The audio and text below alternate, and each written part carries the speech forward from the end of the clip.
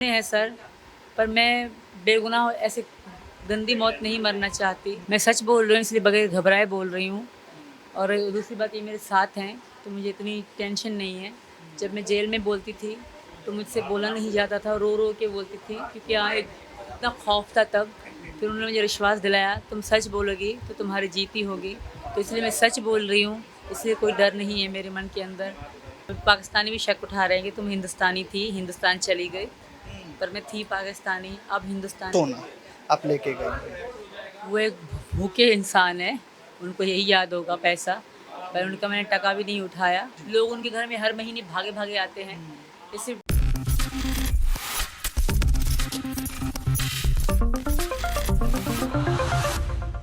नमस्कार, next 9 news देख रहे हैं आप और मैं हूं आपके साथ प्रज्ञा सिंह। क्या पाकिस्तान से आई सीमा हैदर का हाल अब इकरा जैसा हो जाएगा? क्या पाकिस्तान से आई सीमा हैदर के साथ भी वैसा ही सलूक होने वाला है जैसा हुआ था इकरा के साथ? आखिरकार इकरा के साथ अब क्यों सीमा हैदर का नाम लगातार जुड़ता हुआ दिखाई दे रहा है? कौन थी आखिरकार इकरा जिसे सीधे सीधे सजा मिली भारत देश में आने की? क्या थी वो सजा और आखिरकार अब क्यों कहा जा रहा है कि सीमा हैदर का हाल भी इकरा जैसा होता हुआ दिखाई देगा? इकरा की सच्चाई क्या है और क्यों अब सीमा हैदर के भारत आने के बाद अब इकरा के लिए भी इंसाफ की गुहार लगाई जा रही है? इकरा की कहानी क्या है और क्यों अब इकरा का नाम सीधे सीधे सीमा हैदर से जुड़ रहा है? क्यों कहा जा रहा है कि सीमा का हाल भी अब इकरा जैसा होगा? इकरा की क्या कुछ सच्चाई है और क्यों अब इकरा से जुड़ता जा रहा है सीमा हैदर का नाम? क्या है दोनों के बीच का कनेक्शन? जानने के लिए पहले देखिए हमारी ये खास रिपोर्ट। दरअसल जैसे सीमा हैदर भारत में रहने वाले सचिन मीना से पबजी गेम खेलते खेलते उनसे प्यार करने लगी, ऐसी ही कहानी थी इकरा की। दरअसल आपको बता दें कि पाकिस्तान में रहने वाली इकरा को भी भारत के रहने वाले मुलायम से कुछ इस तरह ही लूडो खेलते वक्त प्यार हो गया और सीमा हैदर की तरह ही इकरा भी अपनी सारी बंदिशों को लांघते हुए अपने प्यार मुलायम के पास भारत आ गई थी। जी हाँ, आपको बता दें कि सीमा हैदर की तरह इकरा भी इसी तरह से अपने घर परिवार, अपने देश, अपनी पहचान, अपनी नागरिकता सब कुछ छोड़कर भारत में रहने वाले मुलायम के पास बिना किसी को कुछ बताए चुपचाप चली आई थी। आपको बता दें कि सीमा हैदर की तरह इकरा भी गैर कानूनी तरीके से ही भारत में रहने वाले मुलायम के पास चली आई थी। जिस तरह से सीमा हैदर ने सचिन के पास आने के लिए नेपाल का रास्ता चुना था अपने लिए, वैसे ही इकरा भी मुलायम के पास आने के लिए नेपाल का सहारा लेती हुई नजर आई थी।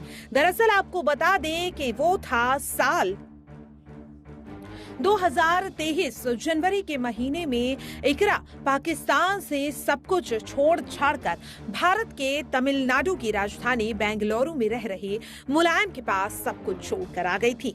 जिस तरह से सीमा हैदर अपने पति गुलाम हैदर को छोड़कर नेपाल के सहारे भारत सचिन मीना के पास अचानक आकर रहने लगी, वैसे ही इकरा भी अपने पिता को छोड़कर नेपाल के जरिए भारत आ चुकी थी। आपको बता दें कि सीमा हैदर की तरह इकरा ने भी मुलायम के साथ शादी कर ली थी और वो भी लगातार गुहार लगा रही थी कि वो पाकिस्तान नहीं जाएंगी। लेकिन आपको बता दें कि पाकिस्तान उन्हें भेज दिया गया। जी हाँ, जब यहाँ पर सुरक्षा एजेंसियों को इस बात की जानकारी मिली कि इकरा गैर कानूनी तरीके से भारत में आकर रह रही हैं, तो मामले की जांच होते ही इकरा को वापस भेज दिया गया।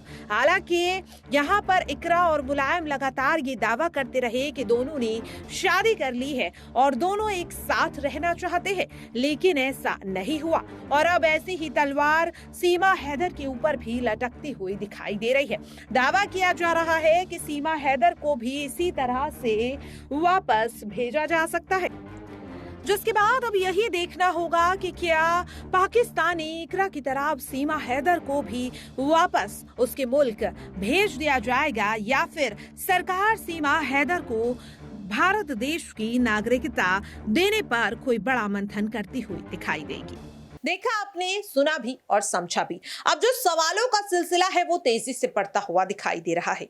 इस चीज को समझना बेहद ज्यादा जरूरी है कि क्या अब सीमा हैदर भी इकरा की तरह वापस पाकिस्तान डिपोर्ट कर दी जाएंगी। गैर कानूनी तरीके से इकरा भी आई थी, गैर कानूनी तरीके से सीमा हैदर भी आई है। इकरा भी अपने प्यार के लिए तमिलनाडु गई थी और आज सीमा हैदर अपने प्यार सचिन मीना के लिए उत्तर प्रदेश के ग्रेटर नोएडा आ पहुंची। यहां पर अगर बात करें, इकरा भी सीमा हैदर की तरह ही जिस तरह से अपने परिवार को झूठ बोलकर इंडिया आई थी, ऐसी ही कहानी सीमा हैदर की भी है। लेकिन क्या दोनों का अंजाम भी एक जैसा होगा?